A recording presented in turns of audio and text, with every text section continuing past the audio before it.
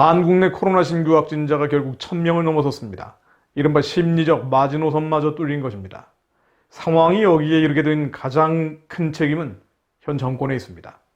정권 핵심의 판단 오류, 늦장 대책, 그리고 보건 방역이 아닌 정치 방역의 실상이 이제 드러나고 있는 것인지도 모릅니다. 그저 하는 건 1200억 원 가까운 홍보비를 들여서 K방역을 자화자찬하는 것입니다.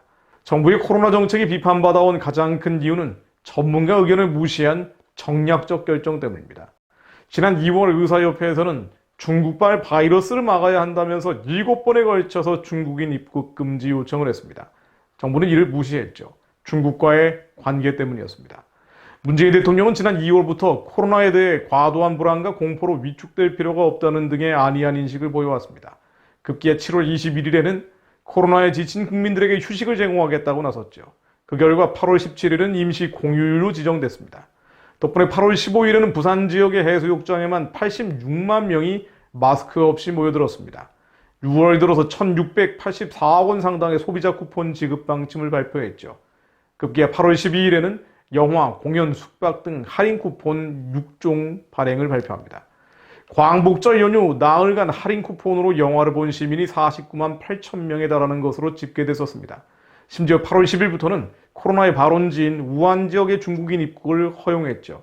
그러다가 8월 중순 이후에 일부 교회 중심으로 확진자가 늘어나자 방역 실패 책임을 한국교회 전체에 떠넘겨버렸습니다. 책임 전가를 한 거죠. 더 놀라운 것은 이중잣대입니다. 8월 이후에 한국의 대형 노조 집단이 전국 집회에 나섰지만 정부는 자제를 요청했을 뿐이었습니다. 별다른 대응을 하지 않았죠.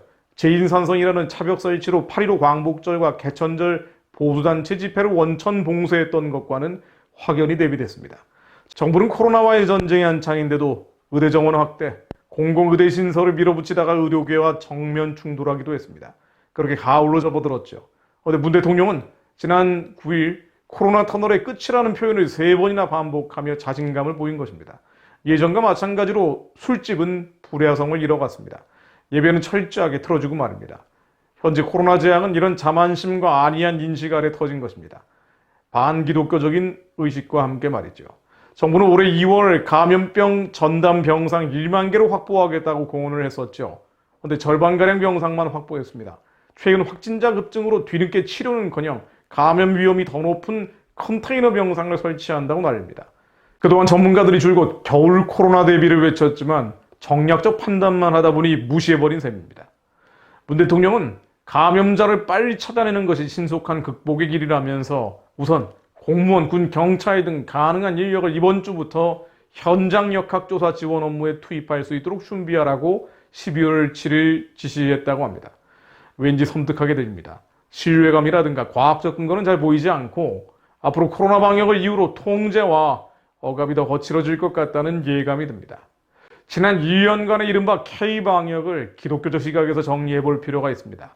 소위 K방역은 술집은 열고 교회는 닫는 반기독교 행태로 집행되었음을 부인할 수 없습니다. 정권 핵심의 유물론적인 세계관 탓일 수도 있고요.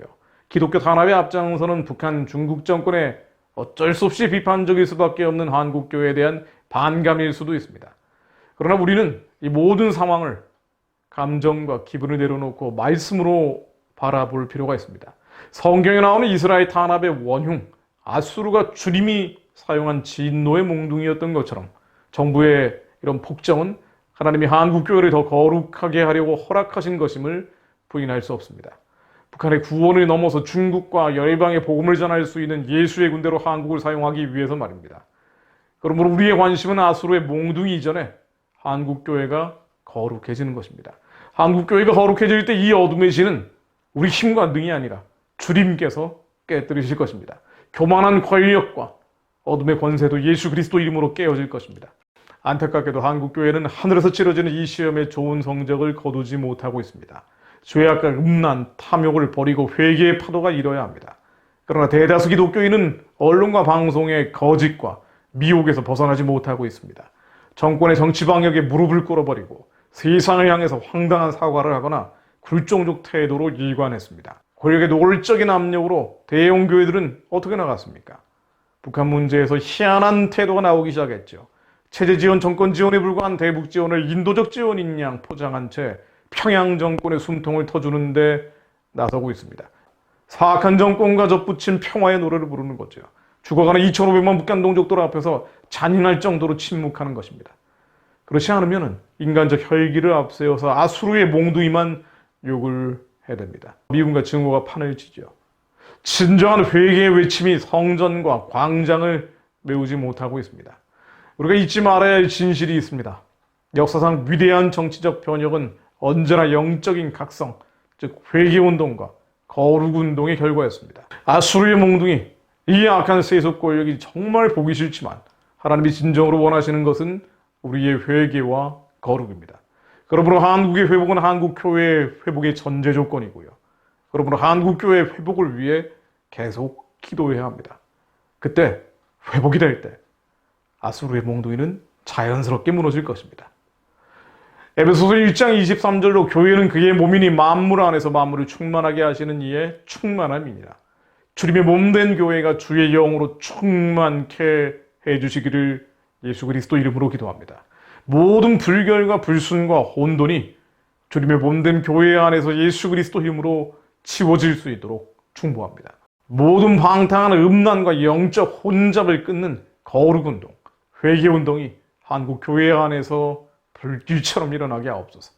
무엇보다 세속 권력의 압박에 굴복해서 북한의 체제 지원, 정권 지원을 인도적 지원으로 위선하고 종전선언 평화협정 체결까지 선동하고 있는 한국의 대형 교회들이 돌이키게 하옵소서.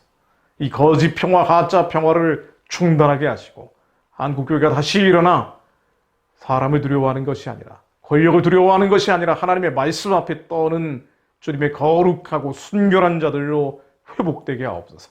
한국 교회가 다시 일어나게 하옵소서.